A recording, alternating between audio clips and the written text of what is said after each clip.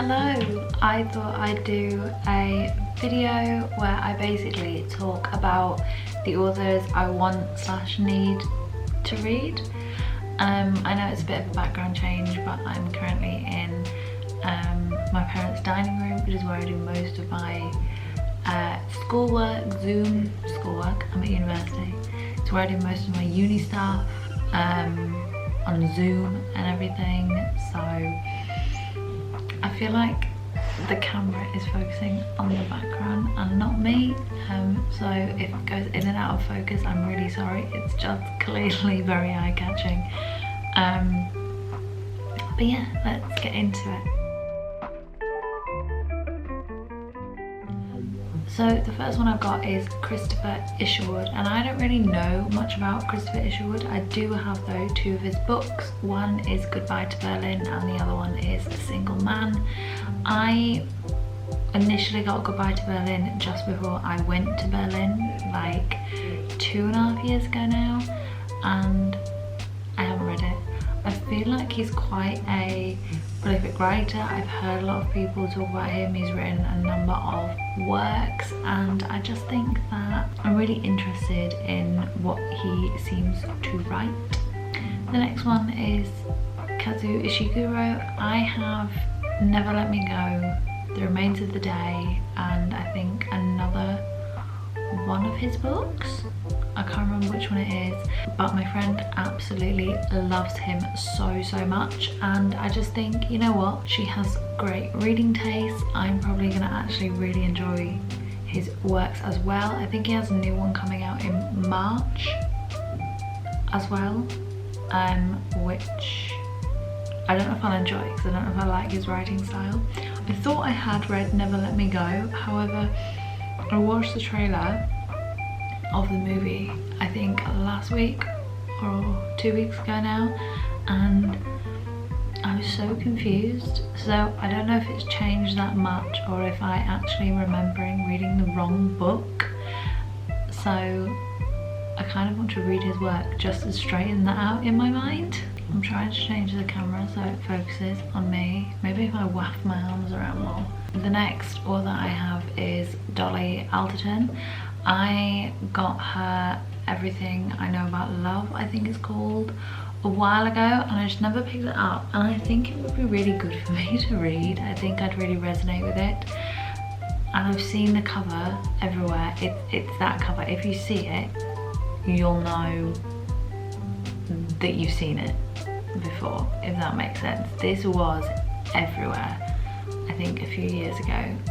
It was just everywhere, and it never really caught my eye because I never really actually paid attention to what it was about. But it's basically essentially everything Dolly Alderton knows about love, and like goes through like the trials and tribulations of it and stuff, and I just think that'll be really nice because I too like to read about failed love stuff. And the other one that I've got by Dolly Alderton, I pre-ordered and it came in October and I still haven't read it, and it's Ghosts. And this is about a woman who, I think she gets out of a long-term relationship, or she decides to go into the dating scene, and she gets ghosted, and she has to deal with trying to date and being ghosted, because it's not a nice thing to be ghosted. You shouldn't do it. And yeah, I just thought it sounded really up my street. I really like identify with being ghosted, so I just think it sounds really nice. And I think, well, not really nice to be ghosted, but I think it sounds like a really interesting concept, because being ghosted is something that happens like quite a lot in dating culture at the moment, and you don't really get that in books, kind of. You get men being dicks and all that kind of stuff. I haven't heard of somebody being ghosted, or maybe, but never been really a central theme. I just think it sounds really interesting and I want to read it, so I pre-ordered it and I still haven't got to it. The next author is Elizabeth Acevedo. I hope I'm pronouncing that right. and I have The Poet X by her. I have Clap When You Land and With the Fire on High, I think that's what it's called, and I've heard so many amazing things about her writing. The concepts to each of these books sound amazing. Clap When You Land especially. Two girls share the same father and he dies in a plane crash. They both don't know of each other's existence and they kind of have to come to terms with that, as well as losing their father unexpectedly, and I think that sounds really interesting. Also, With the Fire on High, it has recipes in it as well, which I think is so good. I have The Poet X on Audible as well as Clap When You Land, and Acevedo herself narrates them. I'm not normally a massive fan of that. However, because everybody says that she's really lyrical with it, and she kind of, I think she did stand-up poetry, or I may have made that up, but I'm sure somebody told me that, then that's why she's really good at narrating her own books. But you know what, we'll allow it. We'll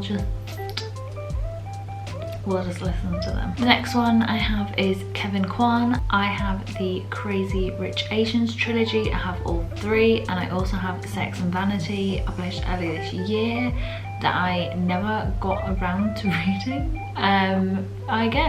I pre-ordered it, and I saw the Crazy Rich Asians film with my best friend when it came out. We went to go and see it in the cinema, and it was amazing. I love that film so much. The cinematography of it was incredible. I really want to read the books. I started reading it, but I just couldn't get into it, and then I went to go and see the film, and now I've just wanted to watch it since. So I kind of need to read them because I've only really got myself to blame. The next one is probably the one that I'm most annoyed that I haven't read, and it's Toni Morrison, and I own, I think, almost all of her books because I kept on going into Waterstones, kept on reading the blurbs of them, and so slowly and slowly over the past few months, well, since March, I've kind of like built up my Toni Morrison collection, and I haven't read a single bloody one.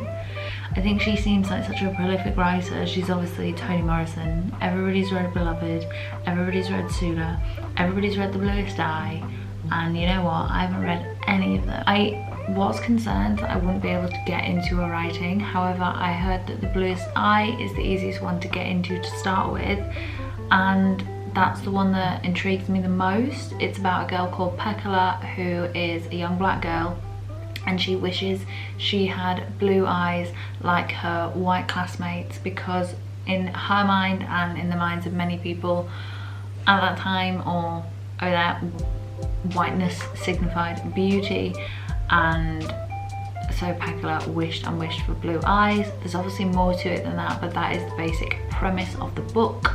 I don't know any more than that.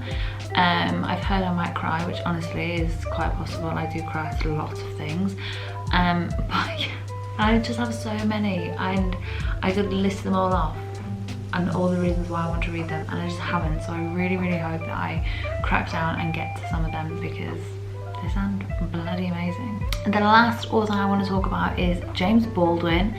Now, I didn't know of James Baldwin until George Floyd was shot in May, and then black literature surfaced. I was aware of a variety of non-fiction books which I own and which I began to take more focus on. I did have a lot of black authors on my shelves. I have read a lot of black authors. However, I just never heard of James Baldwin, and it's my own fault for not actually delving deeper into modern classics and things like that. But I can't remember what book it was, but I'd seen it everywhere. I don't know if it was The Fire Next Time or Another Country or one of those ones that I'd seen everybody read, I'd seen everybody talk about, and I could not find it for shit. I went into every single Waterstones, tried to order it online, and it was a horrendous experience. So every time I went into Waterstones, I couldn't find it. However, what I did do is when I went into Waterstones the first time, they had a book by James Baldwin called If Beale Street Could Talk. Now this was a film I desperately wanted to see when I was doing my masters, my first masters, a few years ago now, 2 years ago, and I thought the film looked so good. It's about a black man who gets sent to jail, I think, for attacking a white woman, and his girlfriend and his girlfriend's family and his own family try to rally around him and kind of get him, I think, freed. I think that's the premise of the book. And the film looked so good. I still haven't seen it. It's been on my want to watch list ever since I first saw the trailer, and I haven't seen it. But then I saw it was a book because I recognised the title, and I was like, oh, hello, I want to read you. So I bought If Beale Street Could Talk. Have I read it? No surprises there, to be honest, with my uselessness. And I still wanted to read this other one by James Baldwin that I can't remember the name of right now, but I would have put it on the screen. And so every time I went to Waterstones after that, I'd go to the James Baldwin section. There were always books by him, and I'd pick up another one that was there that wasn't the one I wanted. I'd already bought If Beale Street Could Talk, and I slowly bought I think so many of his books, and I just accumulated more and more of them. So that was just a little quick fire video of the authors I want to read. I hope you enjoyed. I really hope I'll be getting to these authors soon. I think I'm probably going to have more of a chance next year because I am putting myself on a book buying ban. We'll see if I actually follow through it though, to be honest. But yes, I hope you enjoyed, and I'll talk to you soon. I'll leave all my stuff below, like my Goodreads and all that jazz, and I'll talk to you soon.